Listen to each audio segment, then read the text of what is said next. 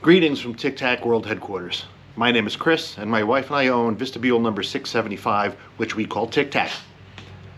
In this series of videos, I'm going to be talking about tips, tricks, hacks, modifications, and gear that might be of interest to vestibule owners, as well as owners of other small teardrop and tow-behind campers. If any of this sounds interesting, stick around, we'll get started in a second.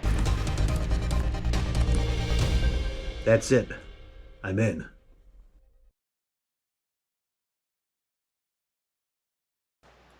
So to start things off, I got a short section of threaded drinking water safe hose, along with a Camco water bandit. The water bandit allows you to connect a threaded hose to a faucet that either doesn't have threads or the threads are stripped.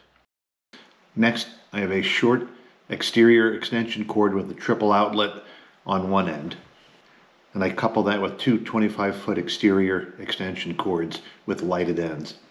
The combination of the two cords gets me the 50-foot reach, but if I don't need the 50-foot reach, I have less cable sitting around the campsite getting in the way. I also have a 30 amp to 20 amp converter in the event the 20 amp receptacle isn't working. I also carry a receptacle tester to make sure that the pedestal is wired correctly. I keep all this in a 2-gallon paint bucket, one to keep things neat and tidy, and two, just so I have a 2-gallon bucket.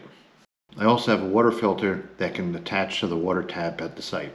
To help ease propane anxiety, I bring 2 spare 1-pound propane canisters as well. I have a small tub for fire-related stuff. In it, I've got a small container of wood wool type fire starters, which are great. They burn for quite a while, and you really don't even need tinder with them.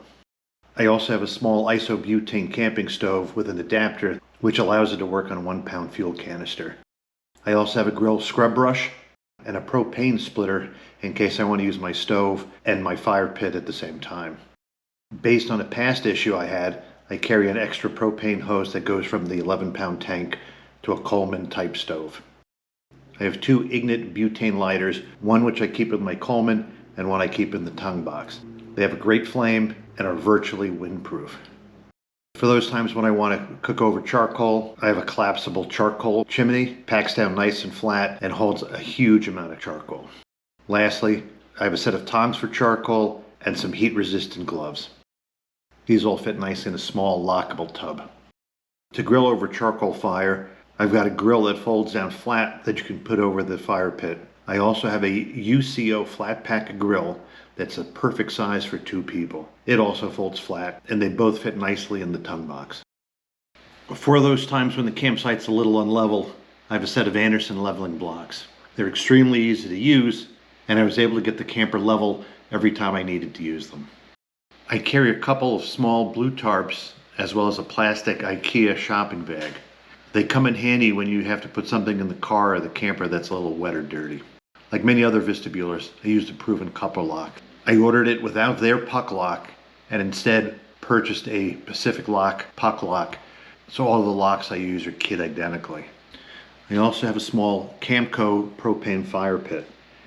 It's quick and easy to set up, smokeless, and comes in handy if there's a fire ban in effect. Because of the easy setup, we've used it a couple times in the morning while we're making breakfast, since it was easier than having to start a fire. I carry extra cargo straps, including 3 4-foot straps that I could use to attach a 20-pound propane tank to the tongue in place of the 11-pound tank.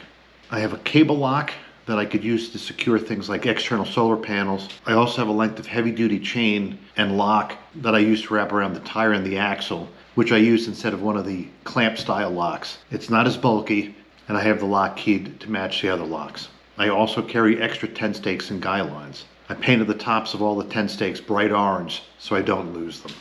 And of course, I got a pair of wheel chocks that I tethered together with a length of rope.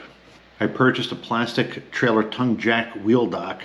I haven't used it yet, but I think would help prevent the wheel from sinking down into loose or sandy soil. Since I don't have a stove in the galley, I need to be able to move the propane tank around the site to wherever my Coleman stove is. The no-pain propane tank handle makes carrying the tank around a lot easier. It not only works in the 11-pound tank, but it's also compatible with a 20-pound propane tank. Of course, I got a rubber mallet for pounding in tent stakes. I also have a squeegee to help clear the window after a rain.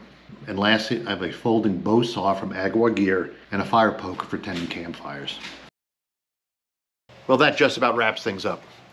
The only thing extra that I would carry in my tongue box, if I didn't already carry it in my car at all times, is a small folding Army-style shovel, useful for any number of tasks around the campsite.